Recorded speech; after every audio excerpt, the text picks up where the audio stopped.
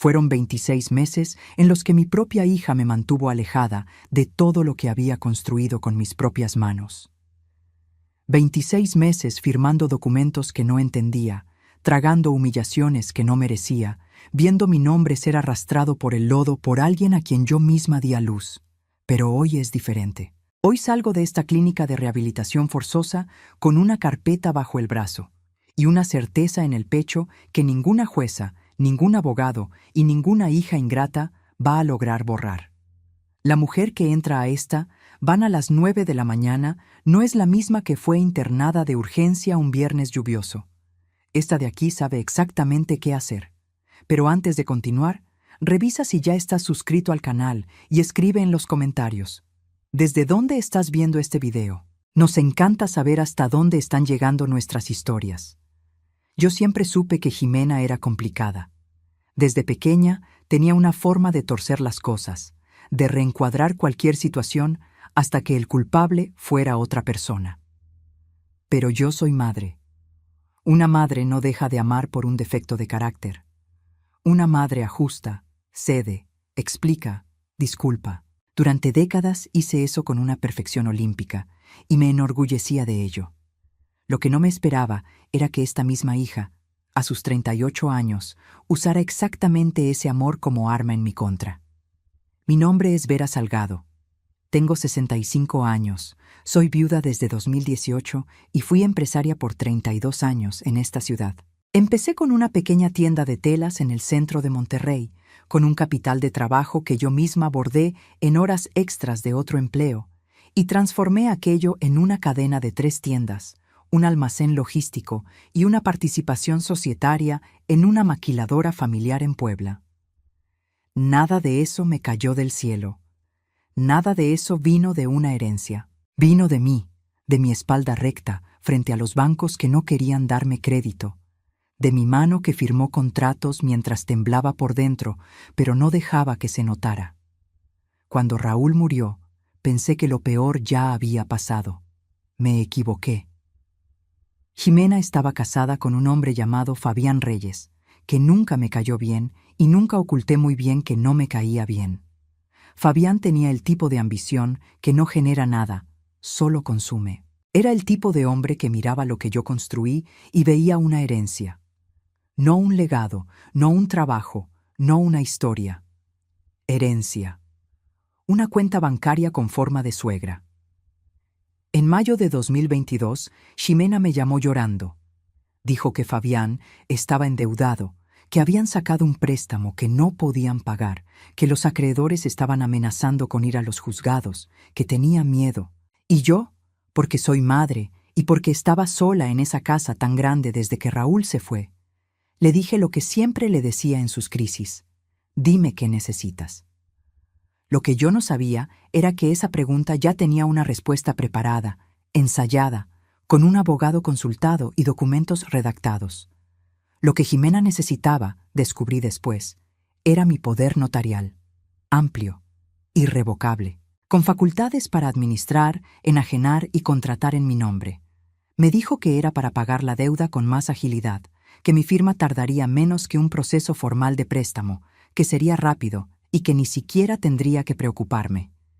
Me presentó los papeles una tarde de sábado, en una mesa a la hora de comer, con los nietos corriendo por el jardín, con ese olor a carne asada que siempre me baja las defensas. Firmé sin leer bien. La vergüenza que me da decir esto, pero es la verdad. Firmé porque era mi hija. Firmé porque era sábado. Firmé porque llevaba 5 años de viudez acumulando un cansancio al que aún no sabía ponerle nombre. 3 meses después, mi cuenta principal tenía movimientos que no reconocía. Cuando llamé al banco, me dijeron que las operaciones habían sido autorizadas por mi apoderada legal. Cuando llamé a Jimena, no contestó. Cuando le mandé un mensaje, respondió que se estaba haciendo cargo de todo y que no tenía por qué estresarme. Cuando fui personalmente al despacho del notario que había avalado los documentos, me miró con una expresión que mezclaba incomodidad y algo que solo identificaría más tarde como lástima, y me dijo que el instrumento era completamente válido y que cualquier impugnación sería un proceso largo. Regresé a mi casa con las manos frías y la sensación de que el suelo había cambiado de textura mientras yo no prestaba atención. No todo se derrumbó en un solo día. Fue por capas, como la humedad en una buena pared. Primero desapareció el acceso a la cuenta corriente principal. Después, una tarde de septiembre, recibí una notificación de un banco en el que ni siquiera sabía que tenía cuenta, informándome sobre un financiamiento a mi nombre. En octubre, la participación en la maquiladora de Puebla fue transferida a un holding del que nunca había oído hablar, registrado a nombre de Fabián Reyes. Y entonces, en noviembre de 2022, Ximena me llamó con voz de quien te está haciendo un favor. Mamá, Fabián y yo estamos preocupados por ti. Has estado muy olvidadiza, muy confundida. Consultamos a un médico y cree que sería mejor un periodo de observación, solo para asegurarnos de que todo está bien. Olvidadiza, confundida. Yo, que administré 3 tiendas simultáneamente durante una crisis de proveedores, que renegocié contratos con el banco yo sola a los 54 años después de que mi marido enfermó, que nunca en mi vida había firmado nada sin entender las consecuencias, excepto, cruelmente, ese exacto poder notarial. El médico que Ximena había consultado era cuñado de Fabián. El dictamen psiquiátrico que justificó mi internamiento forzoso en una clínica particular en Santiago fue firmado por él en una sola consulta de 40 minutos, de la cual no recuerdo ni la mitad, porque Ximena me había dado un té que me dejó soñolienta en el coche. Me tomó 26 meses salir de ahí. Me tomó 26 meses entender por completo la magnitud de lo que me habían hecho. Y me tomó exactamente ese tiempo planear, con la cabeza fría que la clínica involuntaria paradójicamente me dio, cada paso de lo que vendría a continuación. La van que me recogió esa mañana de enero de 2025 era conducida por Mariana, mi sobrina por parte de Raúl, que me había visitado cada semana durante el internamiento y que había hecho preguntas que Ximena no esperaba que hiciera. Mariana no dijo mucho cuando me vio. Solo abrió los brazos. Me abrazó con esa fuerza de quien cargó la culpa de no haber llegado antes. Y luego dijo: «Tía, hay una persona esperándote en casa». Y yo sabía quién era. La persona que esperaba era Claudia Mendoza, abogada especialista en derecho familiar e interdicción, a quien Mariana había contratado 8 meses antes con dinero que juntó pidiéndole un préstamo a su propia madre. No me pidan que describa lo que sentí cuando descubrí lo que Mariana había sacrificado. No tengo palabras que le hagan justicia, y las que tengo no caben aquí sin que tenga que detener la historia para llorar. Claudia estaba sentada a la mesa del comedor de Mariana con una carpeta gruesa, 2 cuadernos de espiral cubiertos de marcas de colores y una taza de café que claramente había olvidado tomar de tanto concentrarse en los documentos. Era una mujer de unos 45 años, de cabello corto, lentes de armazón delgado, con un trato directo que me agradó de inmediato. No me trató como a una víctima, me trató como a una cliente, y en ese momento esa diferencia lo era todo. «Doña Vera», dijo ella sin levantarse de la silla, solo mirándome por encima de los lentes, «tenemos que trabajar rápido. El poder notarial está siendo impugnado en la notaría, pero tenemos una ventana pequeña antes de que Fabián intente consolidar la transferencia de la participación societaria de Puebla. ¿Está lista?». Lo estaba. Por primera vez en 26 meses, lo estaba. Lo que Claudia había descubierto en esos 8 meses era meticuloso y devastador. El poder que firmé tenía irregularidades procesales que un notario competente nunca debió haber aprobado. El médico que firmó mi dictamen de interdicción había sido demandado en 2019 por otro caso similar en el Estado de México, una demanda que Ximena y Fabián claramente ignoraban o apostaban a que nadie encontraría.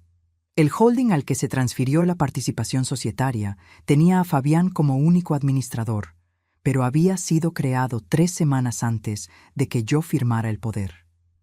3 semanas antes. Eso significaba que el plan no fue una reacción a la desesperación financiera de Ximena. Fue premeditado.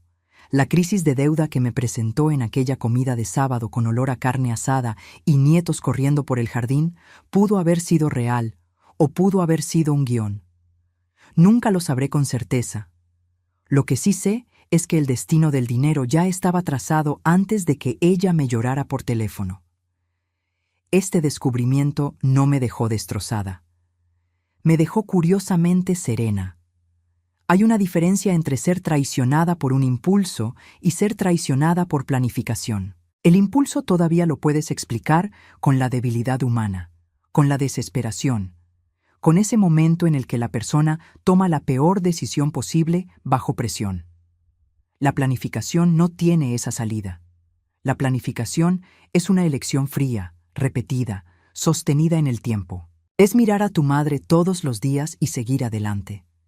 En esos 26 meses en la clínica, tuve tiempo de sobra para procesar exactamente eso. Al principio de mi internamiento, pasé semanas tratando de convencer a médicos y enfermeros de que yo estaba bien, de que había un error, de que alguien necesitaba escucharme. Aprendí rápido que ese tipo de insistencia, en ese tipo de lugar, se cataloga como un síntoma. Aprendí a callarme estratégicamente. Aprendí a observar. Aprendí a escribir todo en pedazos de papel que Mariana sacaba a escondidas en el dobladillo de su abrigo en las visitas semanales. Una cosa buena que hace la reclusión forzada, si tienes la disciplina suficiente para no dejar que te consuma, es darte claridad. Sin distracciones, sin una agenda llena, sin el ruido constante de administrar un negocio, las relaciones y la casa, te quedas contigo misma de una forma que la vida normal rara vez permite. Y yo usé ese tiempo. Rastreé cada paso que me había traído hasta aquí. Identifiqué cada momento en que confundí el amor con la ingenuidad. Cada vez que Jimena me dijo que se estaba haciendo cargo de todo, y yo acepté porque era más fácil que cuestionarlo. Cada vez que Fabián me dio una sugerencia que yo tomé como opinión y que era, ahora lo entendía, una prueba para ver cuánto espacio le dejaría para avanzar. Le había dado demasiado espacio, pero el espacio se puede recuperar. Claudia pasó 3 horas esa tarde explicándome la estrategia. Había 2 frentes simultáneos: el jurídico, impugnando el poder notarial y el dictamen de interdicción, y el patrimonial, revirtiendo las transferencias antes de que se volvieran irreversibles por el paso del tiempo. El frente jurídico ya llevaba meses en marcha. El patrimonial dependía de una demanda que debíamos interponer en los próximos días, antes de que una asamblea de socios programada para fin de mes consolidara la posición de Fabián en el corporativo poblano. «Hay algo más que debes saber», dijo Claudia casi al final de la tarde, cerrando una de las carpetas. No lo dijo con un tono de revelación dramática, lo dijo como quien informa un dato relevante y espera una reacción adulta. Su hija le depositó una cantidad en su cuenta corriente hace 2 meses. 23,000 pesos, sin mensaje, sin documento, sin justificación formal. Me quedé en silencio un momento. «¿Cuánto debe en total?», pregunté. Claudia se ajustó los lentes.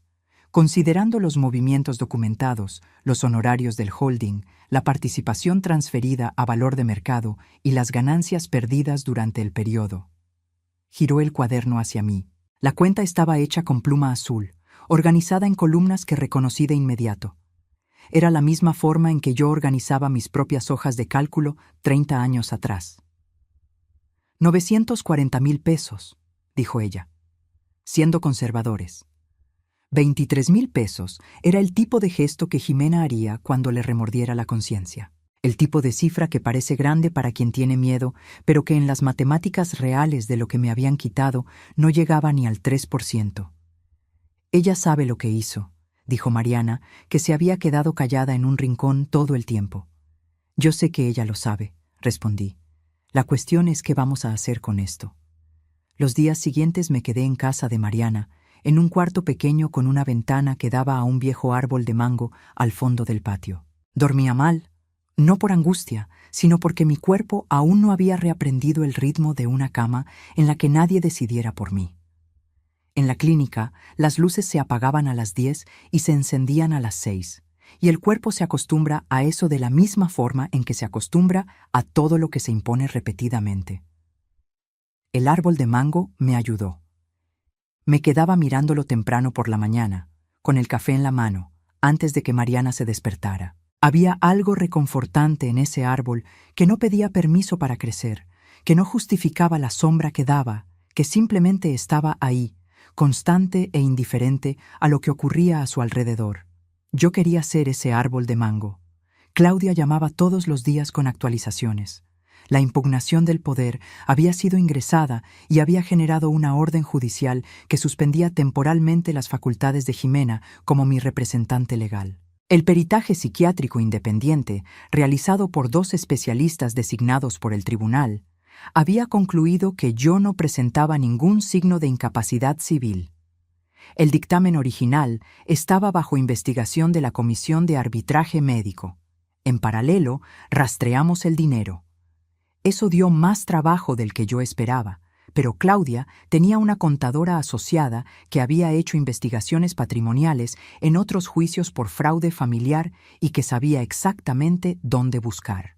El dinero que salió de mis cuentas había sido distribuido en múltiples movimientos pequeños hacia 3 destinos principales: la deuda original de Fabián, que era real y rondaba los 240,000 pesos, remodelaciones en un departamento en Querétaro, registrado a nombre de la mamá de Fabián, y una serie de aportaciones de capital en una empresa de importación de electrónicos que Fabián había abierto sin que Jimena, aparentemente, tuviera pleno conocimiento. Este último detalle fue interesante. Jimena había participado en el plan. Había firmado documentos, me había llevado al médico conveniente, había respaldado el dictamen. Pero había partes de lo que Fabián construyó que ella no conocía. La empresa de importaciones, el departamento en Querétaro. El hecho de que parte del dinero había pasado por una cuenta a nombre de una mujer llamada Renata Reyes, hermana de Fabián, que vivía en Michoacán y a quien Jimena, por lo que Mariana investigó con conocidos en común, apenas y conocía. Fabián había usado a Jimena para llegar a mí, y había usado parte de lo que me quitó para construir algo que Jimena no controlaba y que probablemente no sabía que existía. Cuando Claudia me contó esto, sentadas en la cocina de Mariana con la contadora y otras 3 carpetas sobre la mesa, nos quedamos en silencio un momento. Después, Mariana dijo en voz baja: «Ella también es víctima». No respondí de inmediato. Fui a la ventana, miré el árbol de mango. Pensé en la comida del sábado, en los nietos corriendo, en el té que me dio sueño en el coche. Pensé en los 26 meses. Pensé en los 23,000 pesos depositados sin mensaje alguno. Víctima y cómplice pueden coexistir en la misma persona, dije por fin. Esa es la parte difícil. Nadie respondió. Era una afirmación que no pedía respuesta. Esa semana, Jimena me llamó 2 veces. No contesté. No por crueldad calculada, sino porque no estaba lista. Hay conversaciones que tienen que darse en el momento adecuado, en el lugar adecuado, con la persona adecuada preparada para tenerlas de verdad. No como una reacción de susto, sino como una decisión deliberada. Yo había pasado 2 años sin ningún control sobre mi tiempo. Ahora lo tenía. Y lo iba a usar con mucha cautela. Lo que yo necesitaba antes de cualquier plática con Jimena era lo esencial. La asamblea de socios en Puebla estaba agendada para dentro de 8 días. Si Fabián lograba consolidar su posición en el corporativo en esa asamblea, revertir la transferencia sería muchísimo más difícil. Claudia había preparado una notificación extrajudicial para ser entregada a Fabián, al holding y a los demás socios de la maquiladora poblana, comunicando la impugnación del poder original y la investigación en curso, y solicitando la suspensión de la asamblea hasta que hubiera una resolución judicial. Era el movimiento correcto, limpio, documentado, dentro de la ley. Pero había otra pieza que yo quería mover antes de eso. Personalmente. El contador de mi empresa, un hombre llamado Don Ramiro, había trabajado conmigo durante 18 años. Era el tipo de profesional que conoce el ADN financiero de un negocio mejor que el propio dueño. de los que recuerdan el detalle de un contrato firmado en 2008 sin tener que revisar el archivo. Cuando me internaron, Ximena había despedido a don Ramiro alegando una reestructuración administrativa, pero Mariana se había mantenido en contacto con él. Lo llamé una mañana de martes, sentada en la orilla de la cama, con el árbol de mango a la vista por la ventana. «Doña Vera», fue todo lo que dijo cuando contestó, y en ese simple reconocimiento había 18 años de historia compartida, de revisar hojas de cálculo juntos, de atravesar crisis codo a codo. «Don Ramiro, necesito que me ayude a revisar los últimos 3 años». No preguntó por qué. Dijo: «Cuente con ello. ¿Cuándo quiere que empecemos?» «Esta misma tarde», le respondí. Don Ramiro apareció a las 2 de la tarde con 2 discos duros externos, una libreta que parecía haber sobrevivido a una inundación y ese mismo bigote canoso que tenía desde que lo conocí.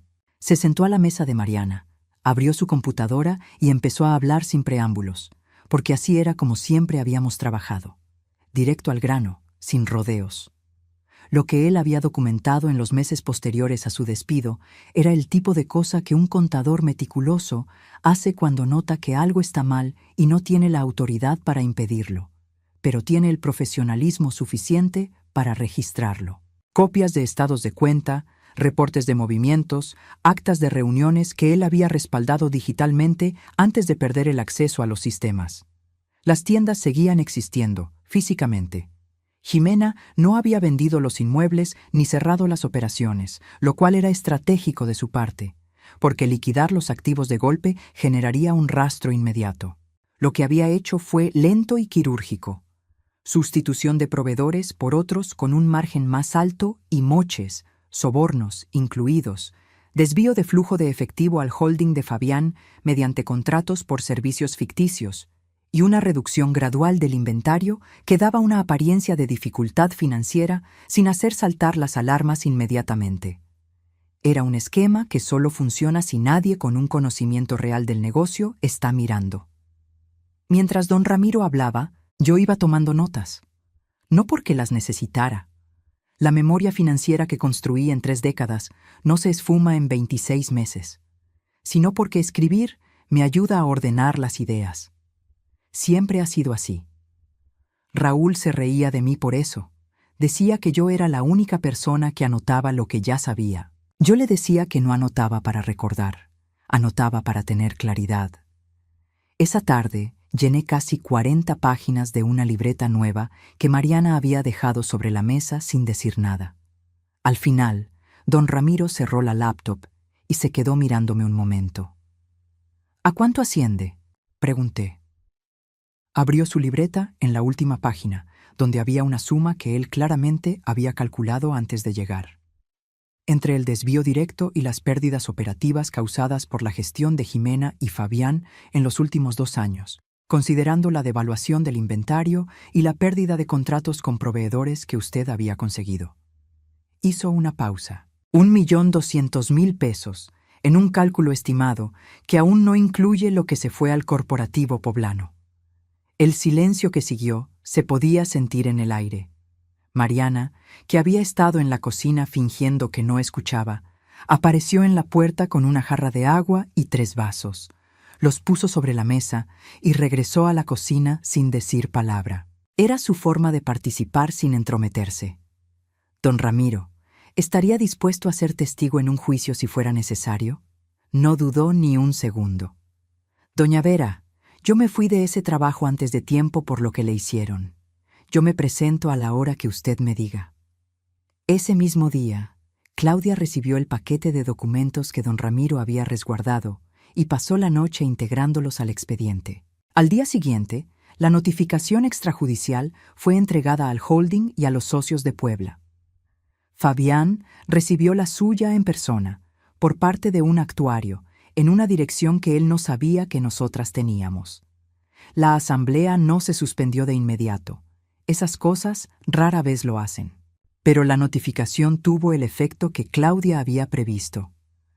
2 de los 4 socios de la maquiladora, hombres que me conocían desde hacía años, que habían construido esa sociedad conmigo personalmente, Pidieron posponerla voluntariamente tras recibir los documentos. Ellos sabían quién era yo, sabían lo que yo había construido, y claramente no querían estar en medio de un pleito del cual la versión completa apenas empezaba a salir a la luz. Mientras tanto, Jimena seguía intentando contactarme. Al quinto mensaje sin respuesta, me mandó un audio largo. No lo escuché en el momento. Lo dejé para el día siguiente, muy temprano, sentada con mi café frente al árbol de mango. Su voz temblaba. Decía que estaba arrepentida, que había entendido que Fabián también la había usado a ella, que quería hablar, que me extrañaba. Lo escuché 2 veces. Luego cerré la aplicación y me quedé mirando el árbol de mango por un largo rato. El arrepentimiento y la consecuencia son 2 cosas distintas. Puedes sentir una y aún así tener que enfrentar la otra. Eso era lo que yo necesitaba que Jimena entendiera, y no lo iba a entender por teléfono ni con un audio enviado a las 11 de la noche con la voz quebrada. Lo entendería cuando comprendiera por completo lo que me habían hecho y lo que aún faltaba por hacerse. En ese momento, ella todavía no sabía todo, y yo todavía no estaba lista para hablar. La asamblea en Puebla se pospuso 30 días, tiempo suficiente. Claudia se había contactado con el abogado de los socios de la maquiladora para una reunión informal, de esas que no aparecen en las actas, pero que definen el rumbo de las cosas. En la reunión, presentó la línea de tiempo completa del poder irregular, del dictamen impugnado y de los movimientos financieros documentados por don Ramiro. No como una acusación dramática, sino como datos, fríos, organizados, irrefutables. Los socios, 2 hermanos de la familia Salinas, que habían entrado a la sociedad conmigo en 2015, salieron de la reunión y le mandaron un mensaje a Fabián avisándole que no participarían en ninguna asamblea que consolidara su posición mientras el asunto legal estuviera abierto. Fabián llamó al abogado de Claudia ese mismo día. No para negociar, sino para amenazar. Dijo que tenía pruebas de que yo había firmado el poder en pleno uso de mis facultades, que el dictamen médico era legítimo, que cualquier juicio sería larguísimo y que yo era demasiado vieja para soportarlo. Claudia me contó esto con la neutralidad clínica de quien está acostumbrada a escuchar este tipo de cosas sin inmutarse. Luego agregó, con ese tono que yo ya había aprendido a reconocer en ella cuando estaba especialmente satisfecha con algo. Él no sabe que tenemos el dictamen del colegio médico. El Consejo Médico Estatal había abierto una investigación contra el doctor que me internó. Y 2 semanas antes, en un movimiento que Claudia había logrado gracias a un contacto interno, la comisión había emitido una nota preliminar considerando que los procedimientos de mi internamiento fueron irregulares. No era una sentencia, era una opinión técnica, pero en términos legales era dinamita pura. Fabián no lo sabía porque Jimena no lo sabía, y Jimena no lo sabía porque nadie se lo había dicho. También había un tema que yo había tocado con Claudia en privado, aparte de los procesos formales. Mis nietos. Tenía 2 nietos por parte de Jimena, Santiago, de 8 años, y Sofía, de 5. Niños a los que yo había ayudado a criar en sus primeros años de vida, que pasaban los fines de semana conmigo antes de que todo esto empezara, y a quienes, durante los 26 meses de internamiento, no había visto ni una sola vez, porque Jimena les había dicho que la abuela Vera estaba enferma y no podía recibir visitas. Enferma. Una palabra muy conveniente. No incluía a mis nietos en ningún cálculo estratégico. Eran niños. Eran inocentes de todo aquello, y usarlos como piezas, aunque fuera de forma indirecta, sería hacer lo mismo que me habían hecho a mí, usar a alguien vulnerable como instrumento para quien no tiene escrúpulos. No estaba dispuesta a eso bajo ninguna circunstancia. Pero pensaba en ellos. Pensaba con ese tipo específico de nostalgia que tiene un peso físico, que se siente en el centro del pecho como una presión, no como una punzada. Santiago había cumplido 8 años en diciembre. Me había enterado por Mariana. No le mandé nada porque no sabía cómo iba a ser recibido, porque Jimena estaba controlando el contacto y porque no quería que mi primer gesto de acercamiento llegara filtrado por sus manos. Guardé el regalo que le compré. Estaba en una bolsa de papel de colores en el fondo del closet del cuarto en casa de Mariana. Cuando le tocó a Fabián recibir la notificación formal de la demanda judicial, con el citatorio oficial y el plazo para responder, estaba en la Ciudad de México en una reunión de negocios que él creía segura. El actuario apareció en la recepción del hotel donde se estaba hospedando. Me enteré por Claudia. Me enteré también de que Fabián había intentado llamar a Jimena inmediatamente después de recibir los documentos, y que Jimena había tardado 18 minutos en contestarle. Un detalle que Claudia mencionó de pasada, pero que yo escuché con total atención, porque 18 minutos es demasiado tiempo para no contestarle al marido en una crisis, y tiempo de sobra para tomar una decisión sobre cómo entrar en una conversación. Algo estaba cambiando por parte de Jimena. 3 días después, me mandó un mensaje distinto a los anteriores, sin audios, sin emociones teatrales, solo texto, corto. Decía: «Mamá, sé que no me vas a contestar ahorita, pero necesito que sepas que esta semana firmé un acuerdo para separar mis bienes de los bienes de Fabián. El abogado tiene una copia. No te estoy pidiendo nada, solo te estoy avisando». Leí el mensaje 3 veces. Aún no le contesté. Pero esta vez no fue porque no estuviera lista. Fue porque estaba calculando. Había algo que Claudia no sabía, que Mariana no sabía, que don Ramiro no sabía. Algo que yo había descubierto por mi cuenta, en un detalle que apareció casi por accidente en medio de toda la documentación que don Ramiro había traído en sus discos duros. En septiembre de 2023, 8 meses antes de mi salida de la clínica, hubo un movimiento desde la cuenta del holding de Fabián hacia una constructora mediana en Monterrey. Era una cantidad importante, no la mayor que había circulado por ahí, pero suficiente para haber sido registrada por don Ramiro como nota al pie en una de las hojas de cálculo. La constructora se llamaba BRS Desarrollos.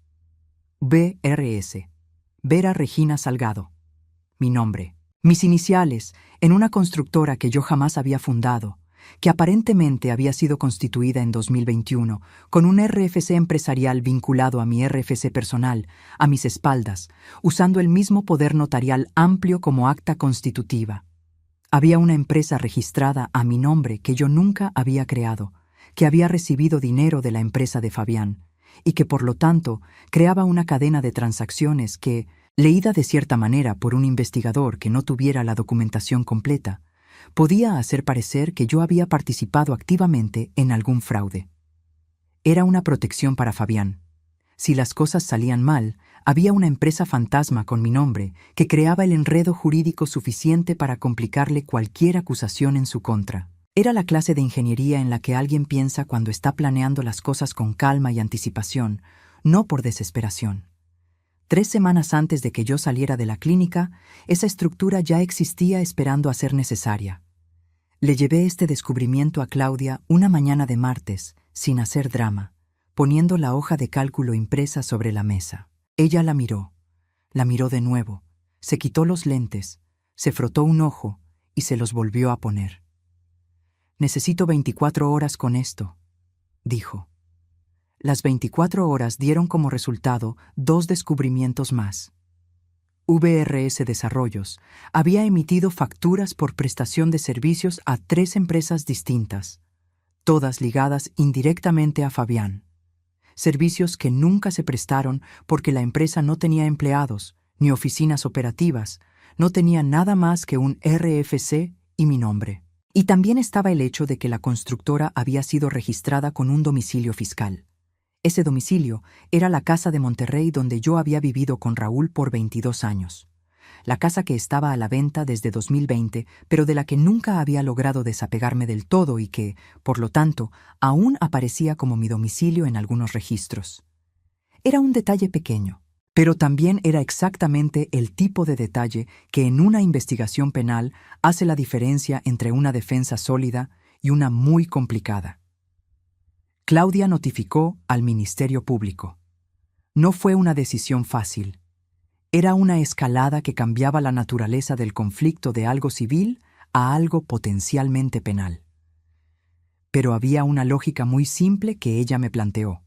La empresa fantasma a mi nombre era el elemento que transformaba esto de un simple pleito familiar a un delito documentado. Y un delito documentado, con el MP involucrado, generaba una presión que ninguna asamblea de socios o negociación extrajudicial lograría jamás. Fabián recibió la noticia de la participación del Ministerio Público por una llamada de su propio abogado, quien luego le informó a Claudia que su cliente estaba dispuesto a hablar de un acuerdo. Acuerdo. La palabra más usada por quien comete algo irreversible cuando por fin le llega la cuenta. Pero algo más estaba ocurriendo esa misma semana. Jimena había pedido reunirse con Claudia, en privado, sin que yo estuviera presente. Claudia me preguntó si lo autorizaba. Le di permiso, con la condición de que me contara todo después, y con una condición adicional que no le dije a Claudia, pero que había pactado conmigo misma. Que yo esperaría para juzgar lo que dijera Jimena hasta haber escuchado todo. No la mitad que confirmara lo que yo ya sentía, sino todo. La reunión duró 1 hora y 40 minutos. Claudia me llamó justo después, con la voz más suave que le había escuchado hasta entonces. Jimena le había entregado, voluntariamente, documentos que mostraban movimientos que ella misma acababa de descubrir, dinero que había salido para Renata, la hermana de Fabián, que ella no había autorizado y del cual no se le había informado. También había capturas de pantalla de conversaciones con Fabián donde él, en 2022, le había dicho que mi internamiento era necesario para proteger el patrimonio de la familia de las decisiones que yo supuestamente estaba tomando en estado de fragilidad tras la muerte de Raúl. Él había convencido a Jimena de que estaba protegiendo a la familia. Ella le había creído porque quería creer, porque era más fácil que reconocer lo que se le estaba pidiendo hacer, porque el amor por una mala persona a veces no es estupidez. Es el tipo de ceguera al que uno solo sabe ponerle nombre cuando ya es demasiado tarde. Esto no borraba nada. Ella había afirmado. Me había llevado al médico. Les había dicho a mis nietos que la abuela estaba enferma. Había tomado sus decisiones, pero también había sido engañada. Y esta dualidad, ser culpable y engañada al mismo tiempo, era un laberinto que yo aún no sabía cómo recorrer. Pero estaba dispuesta a intentar encontrar la salida. El acuerdo con Fabián se firmó un lunes de marzo, en una sala de juntas en el despacho de Claudia, con él de un lado de la mesa, su abogado del otro, y yo sentada frente a ellos con Claudia a mi derecha y don Ramiro a mi izquierda, porque le pedí que estuviera ahí. No por necesidad técnica, sino porque él había guardado aquellos discos duros por meses sin que yo se lo pidiera. Había aparecido sin dudarlo en cuanto lo llamé, y merecía ver cómo se cerraba este capítulo. Fabián entró sin mirarme directamente. Se sentó, abrió una botella de agua y se la tomó entera antes de que el abogado terminara de acomodar sus papeles. Era un hombre al que yo había conocido como yerno durante 8 años y que nunca me convenció, no por prejuicios, sino por ese instinto de la gente que ha trabajado toda su vida y reconoce de inmediato a quien nunca ha tenido intenciones de trabajar. El acuerdo contemplaba la devolución íntegra de los montos desviados, incluyendo la inflación, la disolución de BRS Desarrollos con todas las obligaciones fiscales a su cargo, la reversión de la participación societaria en la maquiladora de Puebla a mi nombre y el compromiso de Fabián de declarar ante el Ministerio Público, aclarando que mi inclusión en la empresa fantasma se había hecho sin mi conocimiento ni consentimiento. A cambio, yo no continuaría con la denuncia penal por el esquema de fraude patrimonial. La empresa fantasma a mi nombre y la investigación del MP sobre el internamiento irregular seguirían su curso por separado, fuera del alcance del acuerdo, porque esos eran delitos que ya no dependían solo de mi voluntad para negociarse. Fabián firmó sin hacer comentarios. Luego se levantó, agarró su saco del respaldo de la silla y salió sin mirar a nadie. Su abogado se quedó 5 minutos más acomodando unas copias y luego también se marchó. Claudia puso su pluma sobre la mesa y me miró. Nos quedamos ahí sentadas en silencio por un momento que no requería de nada más. Don Ramiro dijo, con esa voz tranquila de contador que ha pasado la vida entera trabajando con números: Doña Vera, esa empresa va a volver a caminar. Lo miré. Pensé en el día que lo contraté, una tarde de 2006, después de entrevistar a 5 candidatos y elegir al más callado porque, en esa época, ser callado me parecía señal de alguien confiable. 20 años después, había confirmado el dato empírico. Va a caminar. Estuve de acuerdo. Jimena estaba esperando afuera cuando salí del despacho. No habíamos quedado en que estaría ahí. Seguramente Claudia lo sabía. No me dijo nada porque sabía que yo me habría negado a ir si me enteraba con anticipación. Estaba parada en la banqueta, a unos pasos de la entrada, con una chamarra que nunca le había visto, el cabello amarrado, las manos en los bolsillos. La última vez que había visto a mi hija en persona fue en aquella comida de sábado, en mayo de 2022. Casi 3 años. Se veía más vieja, no de la manera en que la gente envejece de forma natural, sino como envejece la gente que ha cargado con un peso equivocado durante mucho tiempo. Nos quedamos mirándonos en la acera por unos segundos que se sintieron muchísimo más largos de lo que fueron. «Mamá», me dijo. Igual que en la comida de sábado, igual que en todas las veces que esa palabra salió de su boca durante 40 años, había algo en su pronunciación que me alcanzaba en un lugar al que ningún abogado, ningún acuerdo y ningún número en una tabla de Excel llegaría jamás. «Jimena», le respondí. No intentó abrazarme, no corrió hacia mí, se quedó parada y dijo: «Sé que no hay excusa, sé que lo que pasaste fue por decisiones que yo tomé, sé que va a tardar. Solo quería que supieras que estoy dispuesta a esperar». La miré por un tiempo, no sé cuánto duró.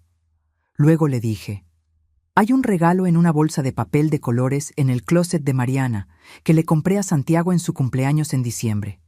Se lo puedes dar si crees que es el momento adecuado». Jimena cerró los ojos por un segundo. Cuando los abrió, había en ellos algo que reconocí, algo que yo había visto ahí mucho antes de todo esto, mucho antes de Fabián, de los poderes notariales y de la clínica. La niña que yo había criado, imperfecta y complicada, pero mía. «Se lo voy a dar», dijo ella. Me di la vuelta y caminé de regreso al carro de Mariana.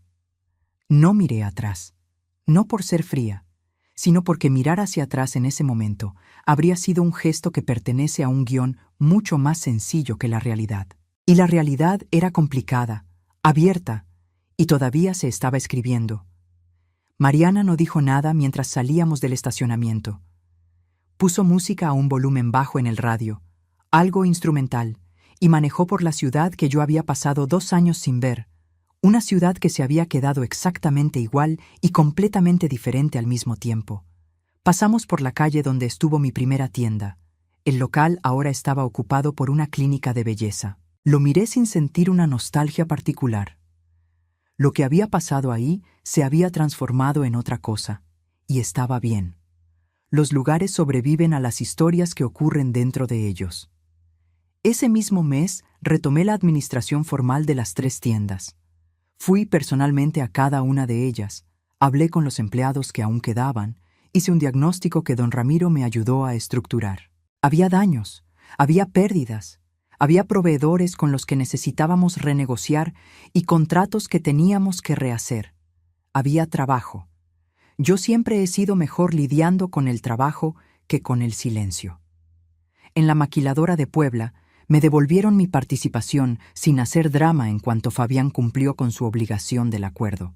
Los hermanos Salinas me llamaron al día siguiente y el mayor me dijo, con la brevedad de un norteño que yo ya había aprendido a reconocer como afecto: «Doña Vera, qué bueno». Y eso fue todo. No hizo falta más. La casa en Monterrey, esa donde viví con Raúl, sigue a la venta. Todavía no me he podido desapegar. Quizás nunca pueda, quizás un día aparezca la persona correcta, quizás yo misma decida regresar a ella. Aún no lo sé. Hay cosas que necesitan un poco más de tiempo para tomar la forma correcta. Sobre Jimena, ahí vamos, lentamente, con la distancia que todavía es necesaria y con una honestidad que antes de todo esto nunca fue posible entre nosotras, porque yo cedía demasiado y ella se aprovechaba demasiado y ninguna de las dos hablaba del tema directamente. Ahora sí hablamos. Es incómodo, a veces es doloroso, y aún así, es mucho mejor que una comida de sábado con olor a carne asada, nietos en el jardín y papeles por firmar. Santiago abrió su regalo. Mariana le tomó una foto y me la mandó sin decir nada. Era un set de Lego, de esos de naves espaciales, que él estaba armando en el suelo con la lengua de fuera por la concentración. Exactamente igual a como Jimena armaba las cosas cuando tenía su edad. Guardé la foto en mi celular y no se la enseñé a nadie. Hay cosas que te pertenecen solo a ti. Recuerdo algo que me dijo Raúl una vez. En uno de esos momentos que no sabes que vas a guardar para siempre hasta que el tiempo pasa y te das cuenta de que se quedó contigo. Él dijo, Vera, tú eres de esa clase de personas que mientras más las aprietan, más duras se ponen. Lo dijo como si fuera un cumplido. Me tomó años entender que sí lo era. Tengo 65 años. Tengo un almacén logístico, 3 tiendas, una participación societaria y un edificio comercial en Calzada del Valle que necesita que le arreglen la banqueta. Tengo una sobrina que le pidió dinero prestado a su propia madre para ayudarme a salir de donde estaba, un contador que guardó discos duros por meses por una lealtad que jamás le exigí, y una abogada que trabaja con la precisión de quien sabe que lo que hace importa de verdad. Tengo una hija complicada que le está echando ganas. Tengo 2 nietos que aún no me conocen bien, pero que me van a conocer. Y tengo, más que nada, la certeza de quien cruzó la parte más difícil de una historia y llegó al otro lado todavía de pie, todavía reconocible, todavía entera. El árbol de mango en el patio de Mariana sigue dando mangos. Aquí sigo. Ahora, si te gustó esta historia, haz clic en suscribirte y dime en los comentarios, ¿qué parte te dejó con la boca abierta? Y no olvides unirte como miembro para tener acceso a videos exclusivos que no publico aquí. Te espero allá.